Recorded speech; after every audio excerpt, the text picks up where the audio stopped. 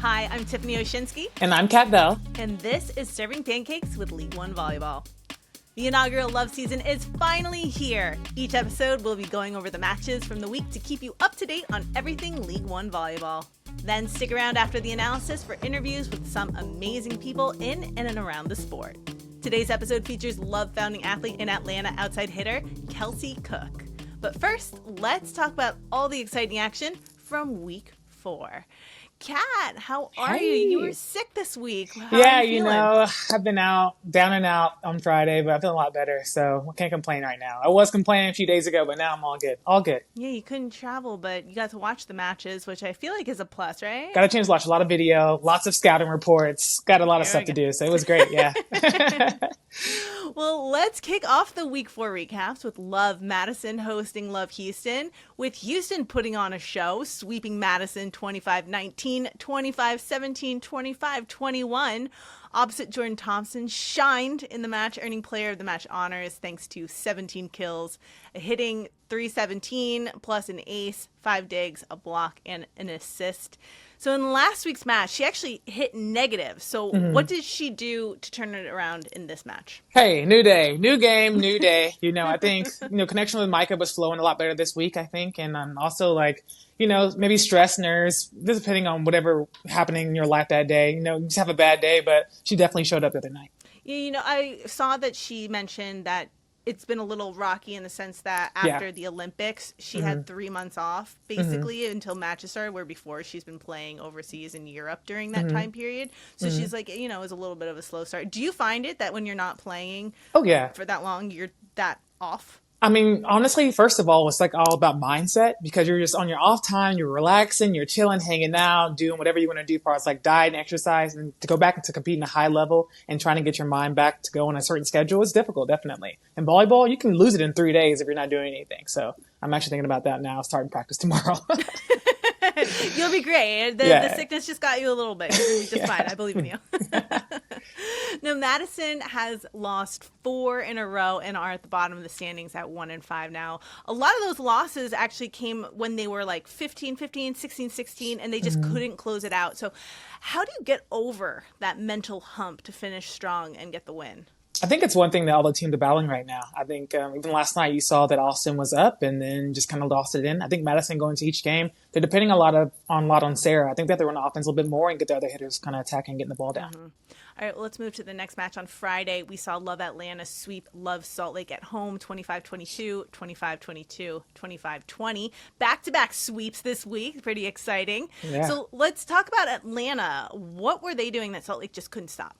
I think one thing Atlanta's doing is they're kind of getting into that 6-2. Everybody else is playing the 6-2 right now. I think it's benefiting a lot of teams. If you can have an attacker that's going to go up and hit the ball in the front court every rotation, I think it's the best thing to do.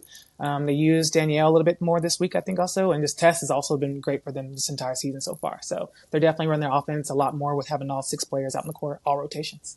And speaking of offense, outside hitter Mackenzie Adams was named player of the match with 13 kills, 6 in that third set, an ace, a block, and 13 digs. Now, Mackenzie has been an absolute force internationally, but now she's making a name for herself here in the States. So talk about Mackenzie and how she plays. Like, what does she do that's so great? Mackenzie's an athlete. I don't know if you've seen on social media right now, they're showing her, playing basketball and throwing the ball around. I've been able to watch Mackenzie since she was in college at UTSA, and she's always been a phenomenal athlete. I think right now they're finding that fastball to her on the outside, which is obviously helping out her offense a lot. So she's just been great. I think she's a great dynamic player, and being able to go out there and showcase her abilities and her talent is working well for Atlanta. Moving to Saturday's games, your team, Love Austin, could have used some Khat Bell charisma there. They were missing the energy. They were missing the yells and the screaming and the dancing on the sidelines, for sure. For sure, because they ended up losing a very hard-fought battle. Let's give them a lot of credit, but, they did lose to Love Salt Lake in 5 sets, 22-25, 25-19, 20-25, 27-25, 15-12. Now, that 4th set was like a game changer, right? If Austin could have just held on, they would have won the match. Instead, that set went into overtime, and they ultimately lost the 5th set. So what did your team need to do to overcome and pull out a W? I think just being a little more consistent. And the offense, once in transition, I think there were a little mishaps, attacking the ball, little whiffs coming now and then. Also just being smart about location and where the ball is when your setter is. Obviously, there was kind of some tough calls as well. There were some balls that may have been in, it may have been out, not really sure. It was definitely a well-fought battle, but just closing out is the biggest thing that's going on for all teams, just figuring out that huge hump to get over. Mm-hmm. The Salt Lake's win came after being swept by Atlanta the night before, and opposite Skylar Fields was a big reason for Saturday's victory. She finished the match with 25 kills. 6 of those came during that 5th set. 6 blocks, 5 digs, and an assist. So talk about Skylar and what she does to be so dominant. I'm so proud of her. I've watched Skylar since she was in high school, and she's like my little baby, and to see her being a dominant opposite in this league right now, it's just so early on in the season, is great. I think she's giving the outsides run for their money because she's on all ends from the 4 to 2. She's attacking however the block. Her offense in the backcourt right now is definitely undefeated, connecting with Poulter. So she's bringing a lot of heat. All right, so I want to do something a little different today. Love posted this kill by Haley Washington with the caption, "Did y'all feel that earthquake?" It was a sick kill. Yeah. Can you break down this play and that swing for us? I mean, how does Haley get the power and precision to crush a kill like that? And, in case players who are listening want to try to replicate it. So if you're an amazing slide attacker, this is a great slide attempt to run in front of your setter. This is something that's been going on since I was playing in high school as well. Haley Washington is an amazing slide attacker. So if you can get her to run a slide in front and behind, it's great. Obviously, she's just taking that quick step, just like she would do around the setter. She's going right in front of her, hiking that right leg up and going straight for the ball. I think it's a hard ball to hit, definitely to defend, I would say, because she has that sharp angle going down the body and then across court coming back around just like she was going to run a slide. So I think it's a great play to use, something very difficult to stop, and she showed that she can put the ball away every single time. So it was great. Mm-hmm. All right, in the final match of the weekend, Love Omaha versus Love Atlanta. This was my match of the week, and I was actually shocked by the outcome because I thought the defense, it was just going to end up being a battle, both offensively and defensively, and I thought it was going to go to 5 sets super close, but instead, Atlanta beat Omaha in 4 sets, 21-25. Wait, so you wanted Omaha to win? Is that what you're saying? No, I just thought it was going to be tighter. I just thought it was going to be like overtime. I was like, not her playing favorites? That's crazy! Not her playing favorites in my face. That's crazy. Okay. No favorites. No she favorites. Just pick her favorite team while I'm on the phone? That's crazy. No favorites. Just I thought it was going to be 27-25. Okay, making sure. I was like, wait a minute. Let me make sure that wasn't what I thought it was. Okay. No, but the match, the scores were 21-25, 25-22. 25-22 and then 25-20. And so now after this win, Atlanta is atop the Love leaderboard at 4-1. What do they do to separate themselves from the rest of the league? I think they're finding that connection. They have Kelsey Cook, who's an amazing outside hitter. She's been doing well with them since the first match of the season. They're finding an offense amongst everyone, I think, and the defense liberos are playing well. So they're finding the rhythm, I think, coming around. All right, well, let's talk about opposite Danielle Catino, who was named player of the match. You mentioned her in Friday's game about how she was stepping up. And in this match, she had 16 kills, 2 blocks, and a dig. And, Danielle's been improving week in and week out. So what stands out to you about her game? I've been watching Danielle for a while as well, and I know her personally, and I think it's just, it can be sometimes a mind block. I think Danielle is a great volleyball player. She doesn't have to really do much to be as awesome as she is. Her trying to show her potential, she doesn't need to do any of that. She's going to be great regardless. I think just coming into the situation, it's a different setter, trying to figure out your rhythm with different attackers and blockers around. I think we haven't seen a lot of her, but I think we'll be getting to see her enough coming up soon. So she's been great. Definitely. All right, now that we went over week 4, let's talk about week 5 and which matches we're excited for. So first, we got the Battle of the Lone Star State with your team, Love Austin, hosting Love Houston on Wednesday. Yes. Then Salt Lake hosts Atlanta to kick off Weekend with Love on Friday. And for Saturday's doubleheader, we start with Love Madison versus Love Atlanta, followed by Love Omaha versus Love Salt Lake. So which match are you excited for? I gotta go with the Lone Star battle, just because last time we played Houston, as you know, we lost. Maddie Keenan did a great job. Micah's an amazing setter, obviously. So I think it's a little bit of a revenge. They're coming into our town now, and I'm happy to host them and excited to potentially get the win. I'm going to actually go with Love Madison versus Atlanta. I know Madison is at the bottom of the rankings and Atlanta's at the top of the rankings, but I feel like there's something in Madison that this is kind of like, all right, we're done losing. Yeah. Watch out, Atlanta. I don't care how good you guys are.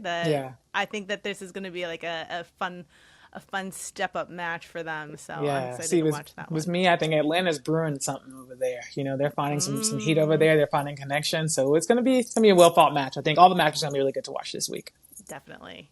All right, well, we're going to take a break right now, but when we return, Love Atlanta's Kelsey Cook joins us to talk about League One volleyball, her journey to joining the league, and so much more. And we're back with Love Atlanta outside hitter Kelsey Cook.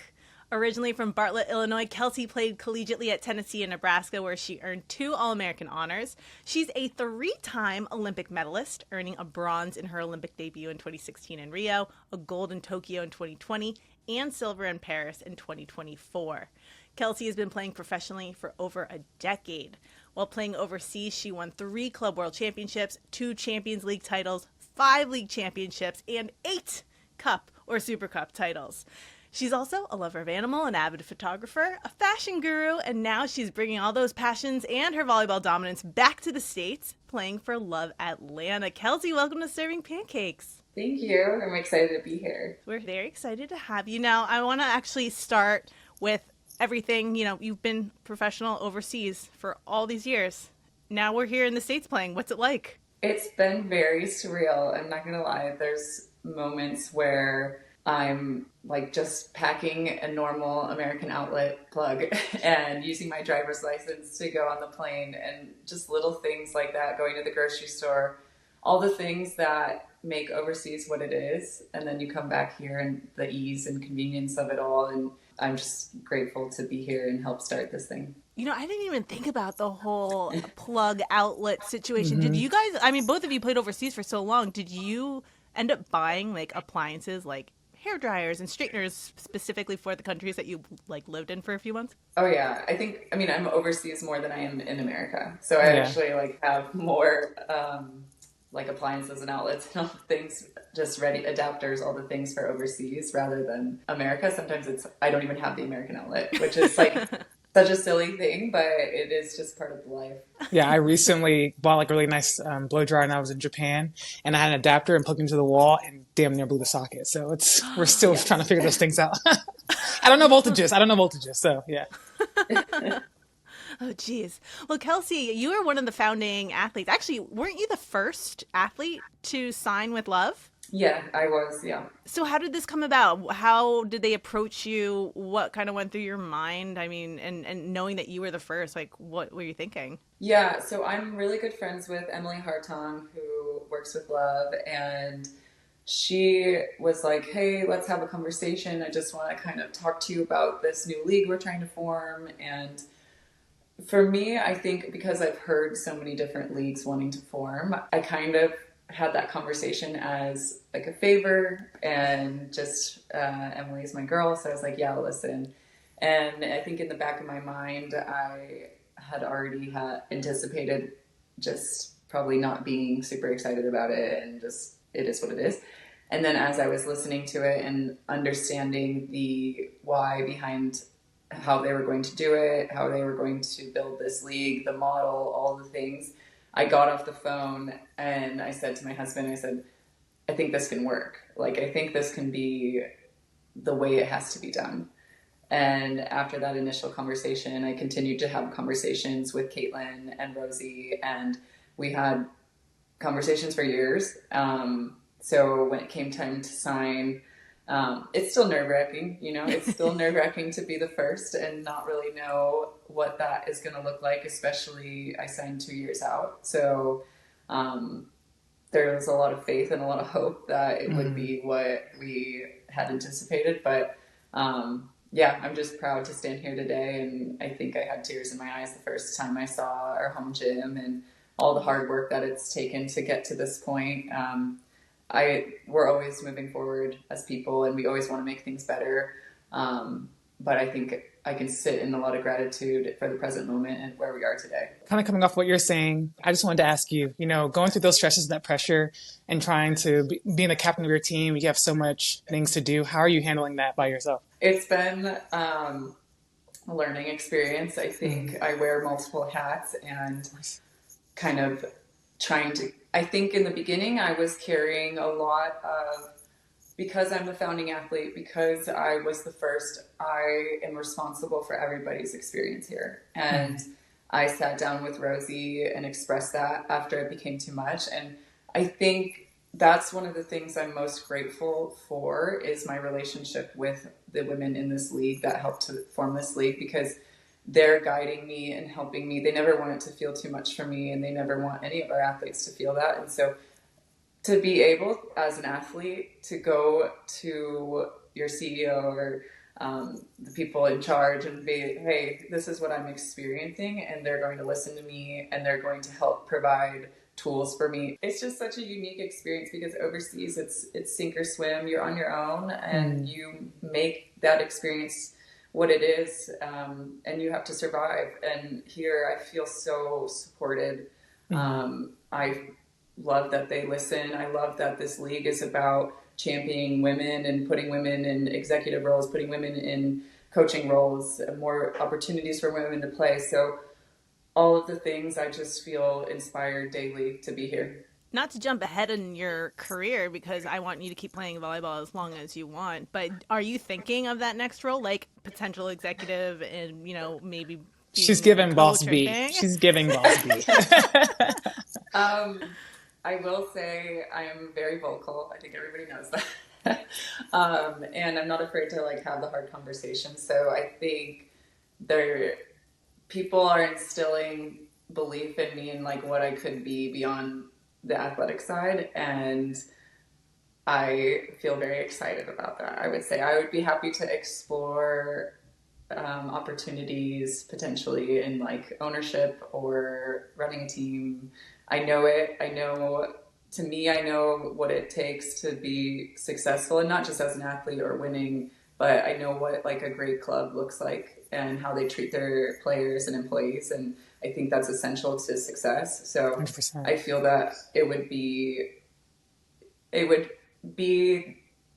I guess, the next step for me is how I would feel about it. I just feel like this is just so important to have you guys be back here and be a part of that, so people can know your experiences overseas, and you be able to bring those positive aspects of the game back here to the States for the other girls to have the opportunity to experience that. Is just really amazing, and we thank you for that. And also know, because being a founder athlete, you kind of, help us out and talk about things that maybe we can't have a voice to speak up about, that kind of thing. So we are definitely thankful for you guys and do that for us. We really do appreciate that. Oh, I appreciate that, Khat. That means a lot, because I think there's days where I feel for sure that I'm not failing or I'm not doing all that I can. And at the same time, if I'm not 100%, I can't do those things. So yeah, I'm balancing, and I'm trying to do everything. Not me about to cry. Okay, sorry. I think just embracing the challenge and learning, trying to learn and do the best that I can every day and be better for everybody around me. Yeah, but it's also super human to, feel that you're going to have high and lows. It's not going to be perfect every single time, but I feel like the fact that you put your best foot forward and you have people like Khat and all the other girls in the league on your team who can see what you're doing, and even the club girls, I feel like having somebody who's willing to put their foot forward and show that they really care is such a huge, it's a role model, it's inspirational, and it's attractive for everybody, no matter what age you are or what you're doing. And it's definitely noticed. I've followed you since you're at Tennessee, and I think that's what you've been doing this whole entire time, your entire career, is putting that best foot forward, and seeing you go from Tennessee to Nebraska and then witness your career abroad and national team. You've done some really, really big things, I think, that maybe you didn't have as many people expect you to do, and you've just been a rock star. And I think it's been great, obviously, you coming back here and be able to bring your teammates from the national team and compete against them. It's also fun too. So fun to see. No, I appreciate it. I think we see success, and we see, if you look at my career on paper, I've been really blessed and lucky to have such wonderful experiences, but going through it, it's not rainbows and butterflies. It's there's so much that there were days I wanted to quit. There were years I wanted to quit. And there were days that I hated the sport. I was trying to make the game as fast as possible so I didn't have to be there. And success isn't an upward trajectory. It's the ability to stay consistent over time and to know why you're showing up. And I think we're all imperfect and our experiences can be challenging, but like I said, the ability to continue to show up. What do you say to yourself, or what do you do to get over that hump when you do have those lows? I think for me, it's always been about like the people. Whenever I have challenges on the court, or if I am feeling like, I don't know, that I'm not performing well, or I'm just not enjoying it, whatever it might be, I make it about like everyone else around me. So I'll go in with the intention to make it about a player who maybe doesn't see the court, or who works really hard every single day and doesn't get her shot, or whatever it is. Not always that player, but like somebody who like I want to be around. And so for me, I try to like celebrate that person, because it takes me out of myself. So when they get a great dig, when they get a great swing, whatever, if I can like give advice in any way and we win that game or that drill, for me, it's about that person. And then maybe another day it's about another person, but it just takes me outside of myself. And that, I think, is the point, is like when we play for ourselves, when we play with like the vision of how am I doing, how am I performing, you're naturally just not going to, I guess, reach what you want to reach, or maximize your potential. And I think that's the beautiful side of volleyball, is that it's a true team sport. It's like one of the only sports that you absolutely need every single person to 100%. make it work. So just being able to go outside of myself really takes all that pressure and that weight that I feel off. Speaking of your team, I mean, you guys are top of the standings right now. You guys are dominating. I'm not gonna lift a little bit. I mean, how does it feel to, you know, to be number one currently? You know, it's been 4 weeks, and what has that process been like since you started in week 1 to today? I mean, you guys had the first serve. You guys had the very first inaugural match in Atlanta. So how has it been in this, you know, few weeks? I think truthfully, first serve was very nerve-wracking. I think we all felt it, and it was something that was like, this is the first serve. And it's at our home gym and everything. So I feel like we definitely were feeling that a little bit, and it's taken us a little bit to find our stride. I feel like every time people do something well, or we do something well, it's like another feather in our cap of like belief and knowing. But I would say, I mean, belief is so powerful. Like whether or not you're the best team in the league or the most talented players or whatever it is, it's the team that can believe, and not just like believe that we can do it, but like to your core, that even down by 2, 3, 4 points, down by 2 sets, like we can still do this. And I'm seeing that every game get a little bit stronger, and then finding our identity as a team. And I think finding our strengths. I think we were unsure a little bit about what we would look like, but we definitely have some huge strengths that we can use to our advantage.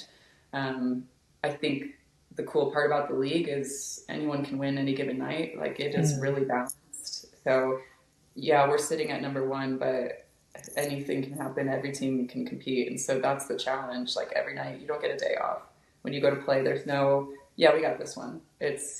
We're in a battle, and that's really cool. You guys are playing Salt Lake this coming week in week 5, and you just swept them in week 4. So when you go into a match like this, knowing you just swept a team and you're about to play them again, do you kind of go in with the same attitude, or are you clean slate, like you're a goldfish, you forgot what happened type of situation?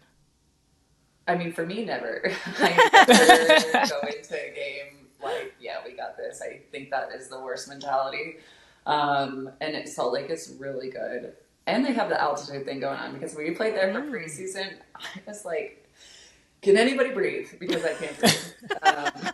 So we'll have to adjust to that for sure. But I mean, Salt Lake has some incredible players. They're difficult. Just because we swept them doesn't mean we're going to do it again. So I'm just looking to get better. Like when we play them, I want to see us get better and execute a little bit more. I thought we did some things well, but I think there's areas that I would like to see us improve in.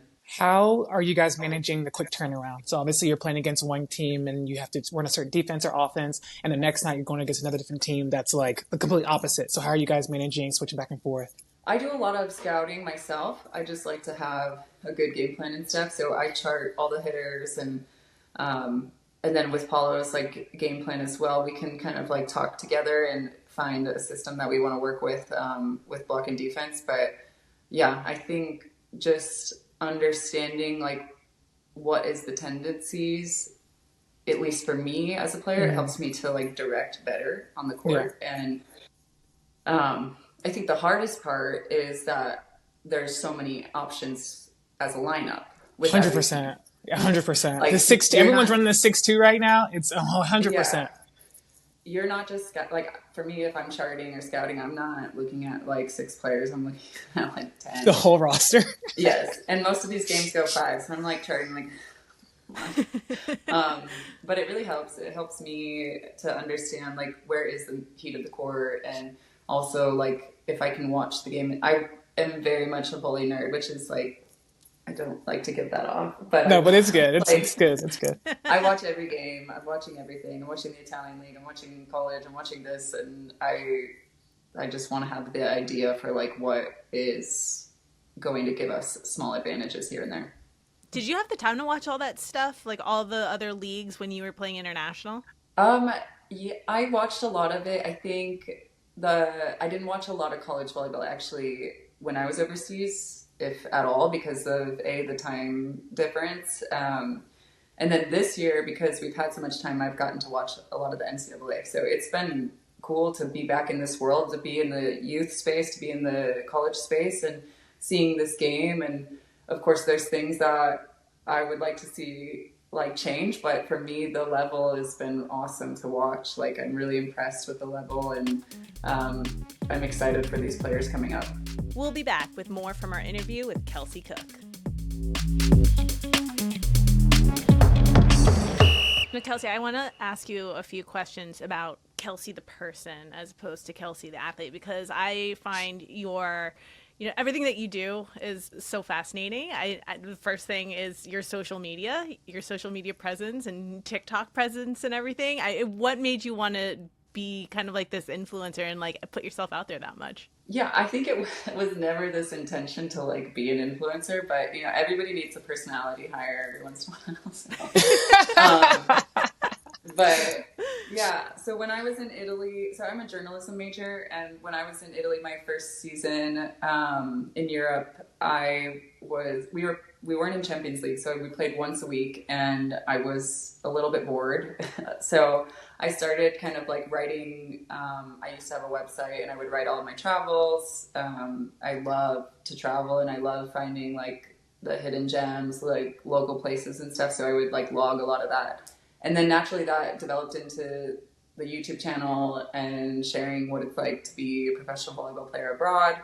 I think travel was always like my niche, even if it wasn't like my audience's niche. It's like so easy for me to do and like natural. And then I've done photography since I was like 5, like had a camera in my hand the whole time. And I think I really enjoy expressing myself on Instagram with my photography. And then ultimately, I think it turned into just sharing that we are more than our sport. We're human. There's a humanness to us. And I think it's important for our ability to play this sport for a long time, to feel whole in all that we're doing, and to know that there is more beyond, because I think we get caught up in the validation of wins and losses and making an Olympic roster, making national team, whatever it might be. What I've experienced is there's just so much more, and I think we don't talk about that. 100%. Mm-hmm. What was your first camera that you got when you were 5? What kind of camera was it? I had like the old digital ones, but what I remember was like begging for this like DVR. It was like an old kind of VHS looking camera, but then it had like a little disc to do like a DVD. And you could record on it. And I used to do, like, I would make news broadcasts, and I would, like, film everything. Aww. And then I, like, would enter, I had a old little digital camera, and I would enter, like, contests as a kid in the newspaper. Really? I actually won one. Wow, that's super confident, too. I have no idea. I just remember the paper was like, you won. That's so cute. Yeah, that's awesome. What was the contest? Do you remember what like the video? It was like a weekly best photo of our little town in Bartlett, and I would submit my photos, and one time I won. That's cute. That's so cool. Do you still use like an actual DSLR camera for pictures, or do you mainly use your phone? So I actually shoot only on film now when I'm shooting images. So I have like a medium format. I have all my cameras right here, but I have a point and shoot, medium format, 35. So yeah, I like film. I just think it has so much emotion behind it, and you get one shot, you know, you're not like rifling off photos. So I think it just captures like what I was feeling when I'm looking at what I wanted to take a picture of. So we had Maddie Bug on the podcast a few weeks ago, and she said that you were living on a nature preserve with her? Yes, we live in the forest. How did that come about? What? I really am big on like where you live. It like is your like place, your safe place, where you find peace and stuff. So everywhere I've lived, this started kind of in the later part of my career, but I made sure like where I'm living, I'm really happy there. So when I'm on national team, I lived in Manhattan Beach on the water, and I lived there for like 7 years, and it's kind of a barge to do that drive. But the minute I crossed over to get home and I could see the ocean, it didn't matter like what happened at the gym. It's like, I have this life here and I can leave it there. And so I think that's super important just for my mental health and like well-being. And so I love being around nature. We found this super cool place, and I mean, I'm used to overseas in California where their square footage is like teeny tiny. So when I walked in, I was like, whoa, and I was so excited for my cats because I was like, you'll get stairs, and seeing them use the stairs for the first time was like the cutest thing ever. They're like, How old are your cats? We have Guy's our oldest. He's 7. I got him in Turkey. He was a little sick boy in Istanbul, and we rescued him. And then I just rescued he's like 1, and I got him in Italy last year when I played at Imoco. So they're like, at this point, I think they're like a bonded pair because they're just obsessed with each other. That's so sweet. Yeah. So this is also a very random question. And Khat, I don't know if you have any other questions you want to ask, but this is a random question that I saw when doing my research. And your wiki page says that your nickname is Kesha. Oh, yeah. Is this true? And how did this come about? It was really like my first probably 6 years on the national team. Making the national team was like a whirlwind, and I definitely didn't predict that in my future by any means. And so coming out of college, I was just kind of like along for the ride with all of it. And it's like, they're like, okay, you made a roster. And I was like, great. So I think I was a little young in the mentality of it all. So we went to Hawaii, one like red-white scrimmage that we had going versus Brazil. And I showed up in like covered in flash tats, like all over my arms. You know, you remember flash tats? Mm-hmm. Okay, so like gold sparkles everywhere. Looking back, like horrifying. And I don't know, I just was like always like dancing and singing and kind of just like la la la. And so the girls called me Kesha, and that kind of just stuck for a long time. And then in Italy, it was easier for them to say Kesh than Kelsey. Like Kelsey's hard in Italian, so Kesh just stuck for a long time. So that's kind of the story. Amazing. Any other questions you have, Khat? Just for the youth, you know, what's one thing you would tell your young Kelsey self now? What you would tell her today? Yeah. I think I would say to learn and practice patience. I'm somebody who wants to get better right away, who wants everything now. I want to change. I want to be better. I want to be great. I want to win now. And in all areas of my life. And I think just learning and practicing that patience and being consistent. And then I think to say, I don't think we say it enough, but to tell your younger self, like, I'm proud of us. You know, I'm proud of, like, look at where we are. I think I often get caught up in what's next. And so to sit and, like, let's be proud of the things we've done and it's been hard, but we're here.